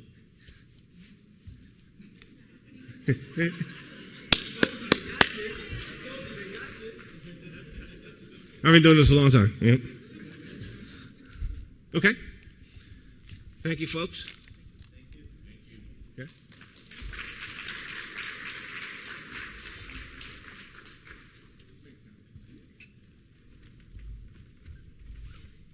Thank you. Sure. All right. Our last presentation for today is the Office of Refugee and Resettlement. Good afternoon. How's everybody doing? Okay, you know what it says when you're the last speaker of the day, right? So we got a 30-minute window. I promise this won't take more than 2.5 hours. We'll get you out of here. Okay. Nah, we'll keep you on schedule. First off, appreciate everybody being here today. I apologize up front. I waited until I turned 54 to get seasonal allergies. So I'm just happy to have a voice going here this morning. But I just want to thank y'all for coming here, listening to what we've got to say, looking at the services, resources, requirements that we're looking at as we go forward into the coming years. So we're going to talk a little bit about Office of Refugee Resettlement. I'd like to take a minute and introduce the team that's going to be here with us today. A couple of them are online because they're out traveling. There we go. There's Ken Toda. Hi, Ken. Ken is our director of our refugee program. Great for joining. Can you hear us good? Awesome. Okay, and Melissa, are you on board with us? Let's see if we can grab Melissa. Here she comes. Technology.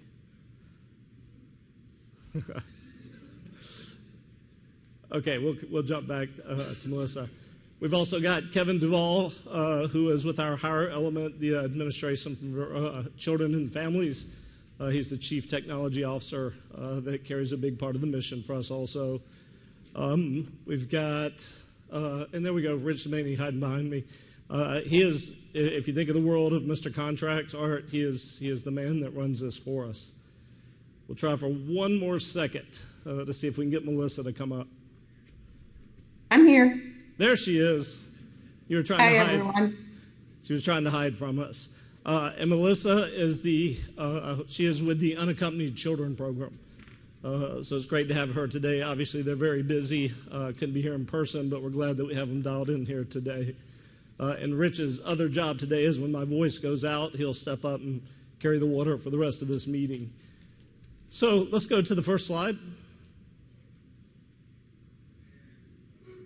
Okay, so again, real quick, these are the people you're going to hear from today. And we've got a guest speaker with Kanya also, who will be speaking to us from Administration of Children and Families.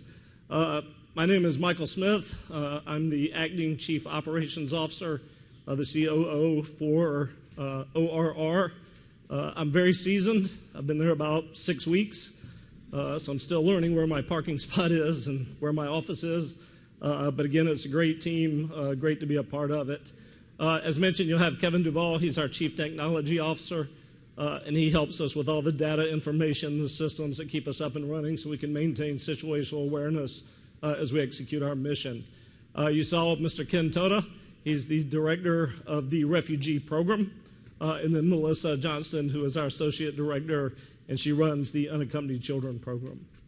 Next slide. How many folks are familiar with what the Office of Refugee Resettlement is? Well, I don't need to do an introduction. I guess we can get straight to work. That's great. Now, that's good to hear, because a lot of folks aren't familiar with the mission that we have. It's a very important mission. As we like to say, our focus are to help people today have a better tomorrow. These are folks that have come in from around the world, and our job is to get them linked up with the right services, the right resources, so they can have a successful transition into our country.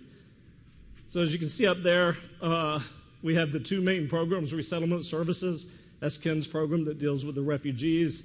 As you may be aware, just last year, Operation Allied Welcome with the Afghani repatriation that came in from, well, not repatriation, but the folks that were evacuated from Kabul.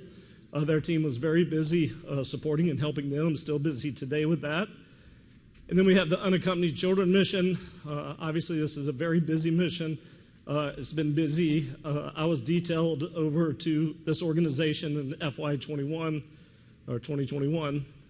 As you can tell, I'm retired from the military, so I still military talk, so I apologize. But this is where we help the unaccompanied children that come across the border that do not have their parents. Our job is to get them in, help them get processed, and then onward movement and get them sponsored so that they can take care of business here in the States. Next slide. So at this point, we're going to turn it over to Ken. And he's going to talk to you a little bit about the Office of Refugee Resettlement and his mission with the refugee program. Ken, your door. All right, thank you, Mike. Great to be joining today. Really appreciate the opportunity to provide a bit of an overview on our refugee program within the Office of Refugee Resettlement. So just as some background, our program is really about helping restore lives, certainly those been impacted, and our refugees and really fleeing their home country in pursuit of a new safe haven. And we welcome many thousands of refugees each year, often as part of what is the presidential determination for refugees. This year, the president had set the determination at 125,000. And we are working closely with our interagency partners to help meet that goal. Probably this year, we're really hoping to welcome probably 65,000 refugees this year. And those are those who are processed overseas, granted refugee status, and then welcomed into the U.S. as part of the U.S. resettlement program.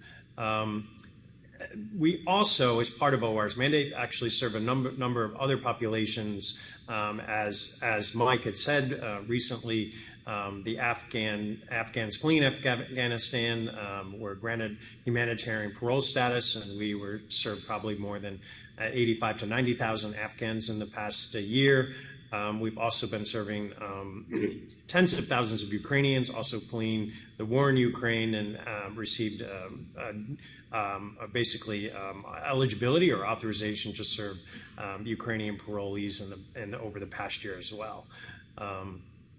We also have the ability to provide services to Cuban Haitian entrants, those who may come into the U.S. And by the virtue of coming from Cuba or Haiti, they are eligible for OR service as well as any other person that may actually apply for refugee status in the U.S. and be granted asylum. They would also be eligible for our services. We work with a host of providers and a network that really helps to provide those services. Each state actually has a refugee state coordinator.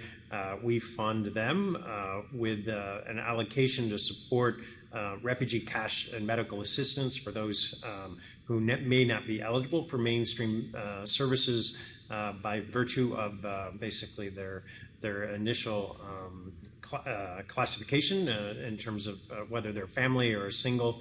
And then we also provide a host of refugee support services to help folks integrate into communities. A big focus is on really helping provide initial case management to help that family identify the resources and supports that they need to become successful. And that's really a core of our program. As you can see in kind of this highlight slide, it does talk about some of the refugee support services that we provide. Much of that is around helping our OR populations and refugees achieve self-sufficiency and really integrate into communities. And we hope to do that by helping provide supports such as English certainly, and language supports, employment-related supports, vocational training, and other assistance programs to help them through that process. We also really try to have some more tailored integration-related programs that may help build capacity within communities through our Ethnic Community Self-Help Program. We also have programs to help folks start businesses, to attain individual financial goals like education or possibly even housing. And we have a program that supports unaccompanied refugee minors, those who may be identified as refugee minors overseas or possibly come from our unaccompanied children's program, depending on their status, to be able to provide them a foster care environment to help support them in the longer term. Currently, given the numbers of arrivals we've seen in the current years with Ukraine, Afghan, and even Cuban and Haitian entrants and our refugee population, we're really welcoming probably close to 400,000 individuals this year, and it's really this service network that is really there to support them. Much of it is supported through a network of funding and grants to our state partners. So these would be actually state partners that carry out a lot of those services. And then we have a number of discretionary grants that provide some of the more specialized services. However, as we expand and our mandate has expanded, we're really trying to build additional supports to really help bolster the program and bolster our overall service provision. And so we do have a number of more contract or procurement related actions sort of at play and in the works, and we hope to kind of move forward on those certainly in the coming months. So I'm going to stop there and turn it over to my colleague Melissa, but hopefully that was a helpful overview. Thank you. Thank you, Ken. My name is Melissa Johnston. And to go over the UC program, the UC side of ORR, the Unaccompanied Children's Program started through the Homeland Security Act of 2002, where they transferred responsibilities from the Commissioner of Immigration and Naturalization to the Director of Office of Refugee and Resettlement. And since then, we have cared for over 409,550 children. We are governed by four laws, one being the Homeland Security Act of 2002, the Flores Settlement Act, and then the Wilberforce Trafficking Victim Protections Reauthorization Act of 2005 and 2008. Our mandate at ORR is to provide unaccompanied children in the least restrictive setting with their best interests at heart. Our goal is to make sure that they're placed in a safe environment, and then we are releasing and unifying them as quickly as possible. Next slide. Part of our fairly recent rollout of our program core beliefs and values, we believe that children and youth are first and that they are the center of our work. We are looking for partners that are going to be aligned with our core values and beliefs. We also believe that children's safety and well-being should be paramount to what the care that we are providing them. They need to be in a safe environment where their physical, medical, and mental health needs are being addressed. We also want to make sure that we're doing that we're being culturally responsive to their needs, as well as ensuring that their family and that their process of healing is happening while in our care, but also after our care. And then we are also trying to focus on the strength and accountability of not only the work that we're doing, but what we're providing to these children. We have a number of funding opportunities through grants, through contracting, that will be discussed further down the line. But we want to thank you for showing your interest in partnering with us and ensuring that your expertise will be aligned with our cores and beliefs, and that we will be able to partner and have a successful partnership moving forward. I'm going to turn my time over to Kenyatta, who will go through our strategy.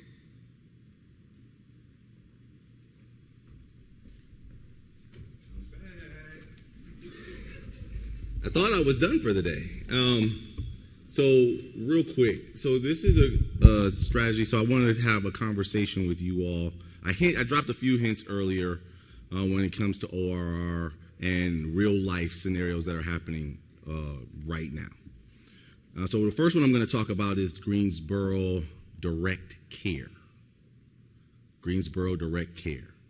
That Greensboro Direct Care contract is currently active, but it is about to come to an end.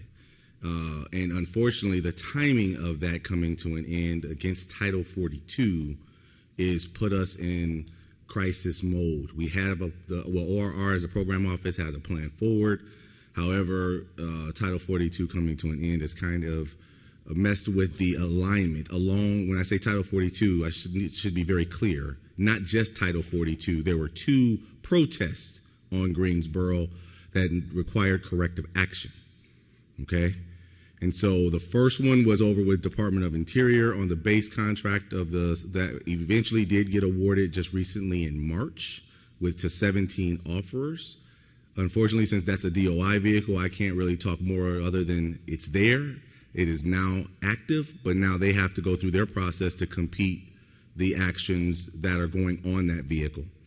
Greensboro itself will be then awarded here with us at GCS. And in order to align and actually have those contracts be on the same schedule, you have to go back a minute and think through. That one was also protested and is currently going through corrective action for the facilities maintenance piece. Okay? That one now is close to being awarded again. You notice I said again, right? Because it was awarded before and got protested. That delayed us being able to use the direct care that was awarded. And so now we have to align the new direct care with the facilities maintenance, because if you don't have them aligned and we're starting to go down a path, if we were going down that path and that contract's ended, now I've got to stop work on another contract, which is going to be incurring costs, and then potentially losing staff. And so you guys know how expensive it is to replace staff in this line of work. I don't have to tell you. If you start losing them, then you may not get them back because they are waiting and they need to feed their families.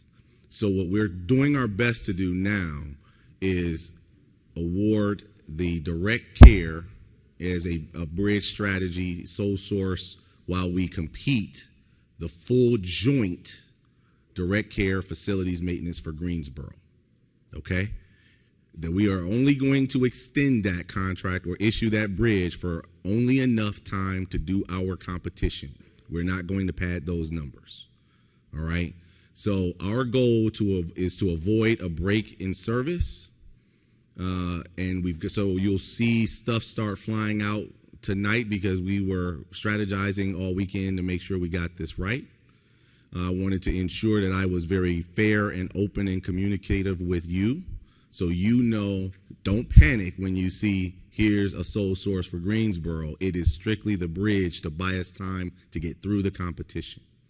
So I'm going to pause for a second because I know we have people online and I know we have people in this room. So while I deal with questions inside the room, you guys can check the online to see if there are questions online. So I think there's a question here, so I'll start here. Testing. There you go. Hi, I'm Lori Robinson with Project and Vendor Management Advisors. I do have a question about the sole source contract. Well, really the contract that's going to be bid for the direct care. That's not under the DOI contract. That's going to be under HHS, For ACF, Greensboro, ORR. the Yes. competitive action will be combined with direct care and facilities maintenance. Okay, and that's coming out as a competitive bid, not under the DOI contract, That but is separately? correct. That's correct, because we do not have award authority to use that DOI vehicle at all. That is a DOI only vehicle. So any contractor under the DOI vehicle can also bid on the Greensboro. Absolutely. Okay, thank you. That we will not be limiting competition. You will be able to bid it. Y'all gonna let me off the hook that easy? There goes one in the back. Hold on. Gotcha.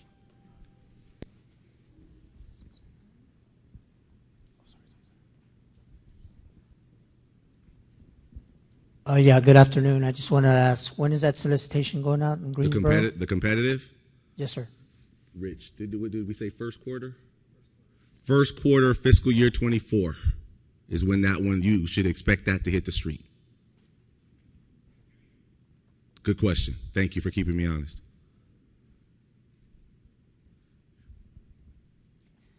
Hi again, just quick question to clarify. Will this be an emergency intake site or is this an influx center, the status of Greensboro? It is influx. Thank you. Yeah, I had to phone a friend for a quick second, make sure I said the right thing. I hear whispers. Okay, anything online? Go ahead. Tell her, come on. It's okay. Same person again. Question on the Influx Care Center in Greensboro. Yes. The current sole source, is that facility going to now be operational? So once we do the sole source, it will be fully operational and they will be able to start pulling kids through that site. Okay, absolutely. That is the whole purpose of doing this. Got one right here in the middle. You're brave, man. You guys just online should see our mic runners. They're getting all their calories burned today. Yeah, good afternoon. Rich Burke, Greater Francona. Hey, Rich. Could you please, good afternoon. Could you please explain, for those of us who don't know, some of the background on that DOI ORR contract as best you can? For those of us who The one aren't? that's current? Yes, the one that was just awarded recently. Oh, so the only thing I can tell you, Rich, if you want to come up and speak to any of it, is that there is a current contract with DOI that was awarded in March. It has 17 vendors on it, and there will be some actions that were sent over with the original task orders that to be cut, and so they'll kind of the plan is to compete those actions. So I'm going to pass the baton to Rich for a second. Any info on the base IDIQ that was just awarded for DOI? Yeah, just trying to understand, the gentleman had made reference to the DOI contract and how that might relate to Greensboro or not. Just trying to understand the lay of the land, so to speak. Yeah, so the IDIQ, I would let DOI answer it since it's their IDIQ, but Greensboro is not part of the IDIQ. So that they would be doing other task orders for ICFs, for ORR. So, and you know how many you're planning, at least attempting to go initially? So all I can say is there'll be multiple task orders. Right now, some of it will depend on the capacity that the awardees believe that they can do. And so that's why there'll be multiple. I don't want to be specific, and then you'll hold me to that. But there'll be multiple task orders for separate ICFs. So for the mic. So as you're talking through this, think about it this way in Rich's scenario. And I'm just going to use estimated numbers. Please do not hold these. Here's my disclaimer, right? If let's just say we have a bed capacity need of 10,000 beds. I'm just going to make that up. And then we go out and we compete this, and we have a company that can do 5,000 beds, a company that can do 3,000 beds. We thought we were only going to award 2, but now we realize we have a 2,000 bed delta, and so we may be able to award some smaller ones to people who can do 500 bed increments or other increments, right? So when he says that, he's not being coy. It's literally, hey, until we see the capacity of all the sites and what they can actually do, we need to be very open and honest with you. It's going to be multiple. We just don't know if it's going to be 2, 5, 3, until we see what they can actually do. That fair? Okay. Was your name Richard Burke, did you say? What was your last name? Yeah, last name's Burke. Oh, okay. My name's Richard Burke Devaney, so I just wanted to point that out to you.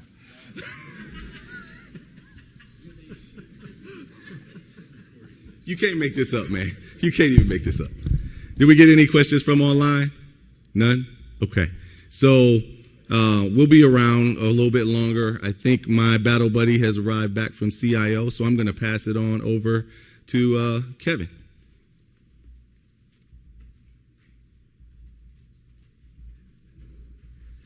All right. Like a bad penny, I'm back. Okay. Next slide, please. So, frankly, I just wanted to talk through this one slide. So, and I give a voice track to it, but really kind of talk about changes in approach and how this kind of affects delivering for the Office of Refugee Resettlement and specifically the Unaccompanied Children Program. So, you may have seen a Federal Register notice about slight realignment within ACF. One of the small pieces of that was a part of it was the digital services at ACF organization. So similar to CMS, similar to the United States Digital Service, ACF will have its own digital service. It was established in the Federal Register, and the first program that we are supporting is the Unaccompanied Children Program. And so currently we have staff that report up to me that directly support unaccompanied children and evolving and moving their technology portfolio forward. This is how we deliver. I think it's an important thing to talk about. We kind of have a general product development process, but to support the Unaccompanied Children Program, I think we need to look at not only a single product, but multiple products to make them successful. And so, I think we have more than one underlying platform that supports the Unaccompanied Children Program, and that will be the plan moving forward. How we work on the Unaccompanied Children Program, so if you look at that top left slide, you see that we have a governance committee, we have program staff. Every time we release a new feature on a piece of technology, we actually send out a mass communication to all the users, and in that mass communication is a suggestion form. So we take it very seriously that we are user-centered and human-centered in delivering technology.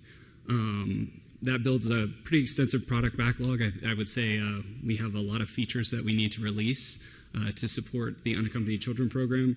And then whether it be a low-code platform or a best-of-breed platform, we do stand-ups and agile-based delivery. The thing I would say about this is we are delivering into production on an incremental basis. There's a lot of hype about agile in our industry, and I think it's a very important distinction that agile means for us delivering into production incrementally on some periodic basis. So, not every year, it's more like every month, every 2 weeks. That is how we measure success, and that's also how we introduce features safely to the Unaccompanied Children Program. The Unaccompanied Children Program, I'm sure Kenyatta has talked about, it's one of those things that, there's certain features and functions that cannot fail, and the technology that supports it is a part of that. So, covered our kind of product development approach a little bit.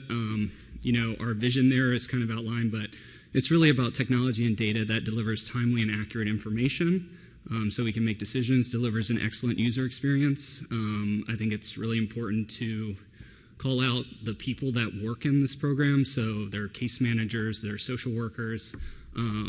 We're not paying them to understand a really complicated technology system. We're paying them to help children. And so my job and my team's job is to deliver technology that's really easy to use.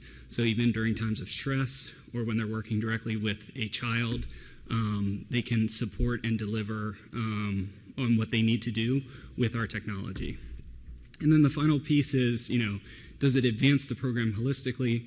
Does it allow the UC program to do more, achieve more, and continuously improve the child's journey? So another kind of philosophical thing is technology is never done, right?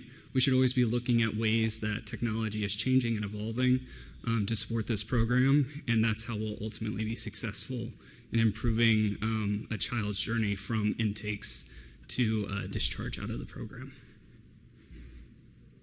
That's all I have. Are we doing Q&A or no? Oh, okay. Okay. Oh, all right. I appreciate that, Kevin. Kevin plays a huge role. Information and data is essential for us to be able to execute our mission, make sound, timely decisions as we support both of these programs. So we're really appreciative of the help that he and his team bring to us. So with that said, we're almost done. If we can go to the next slide. Got a couple of slides down. One more. Let's see.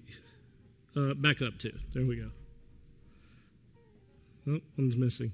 Okay, we'll just go to the next slide. We'll talk about this.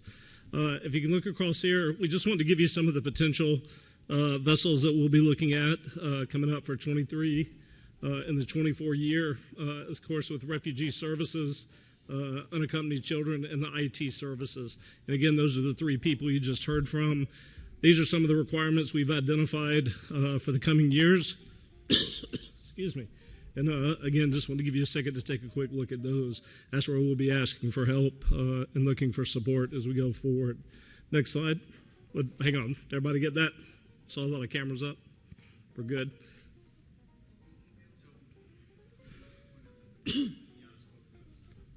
Yeah, and that is separate from the one Kenyatta just briefed you on about reference Greensboro. Next slide. We have some breakouts, as you can see. This is one for the unaccompanied children, the special populations team. That'll be this Friday at 10 o'clock. The virtual link will be on the slide that you can join us, and that'll give you a little bit of a drill down into that program and what resources we'll be looking for as we go forward with that. Next slide. And then we have another one. This is fingerprinting and adjudication services.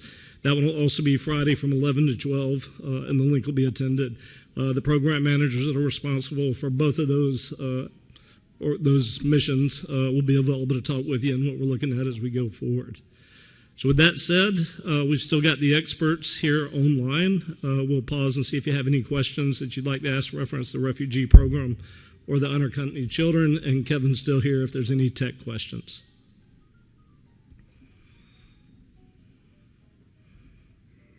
See, that's the benefit of being the last briefer for the day.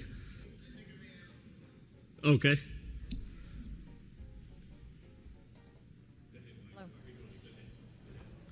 Can you hear me? Great, excellent. Yes. Good afternoon, and thanks for having us. At the last industry day, there was conversation around the post-release legal services solicitation that would be forthcoming. I'm wondering if you can share any information, updated information on the timeline for the release of that RFP. Yeah, we'll have to get back with you on that one.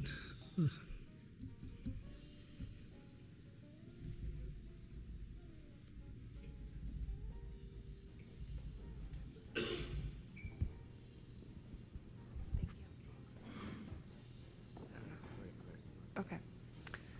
All right. Thank you for your encouragement to ask my question. So, hi, Kelsey Donald with Lindahl Reed again. I'm just curious if you could speak a little bit more to the training and technical assistance that was listed there, and specifically the capabilities that you're hoping to have available through those trainings and technical assistance offerings. Thank you. Excuse me. Melissa, are you still with us?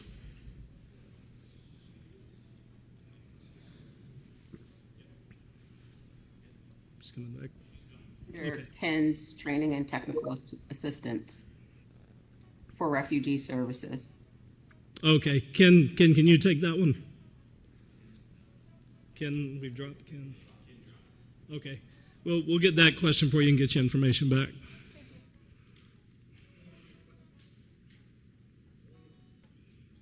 Sorry. The online question was regarding influx sites and whether it will be restricted to GSA. No.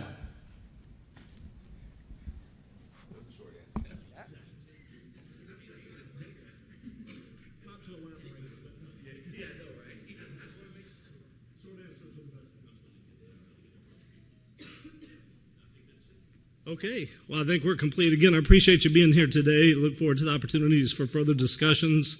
Again, ORR is a great place to work, great mission. Again, appreciate you taking the time to be with us here today. Thank you. Produced by the U.S. Department of Health and Human Services.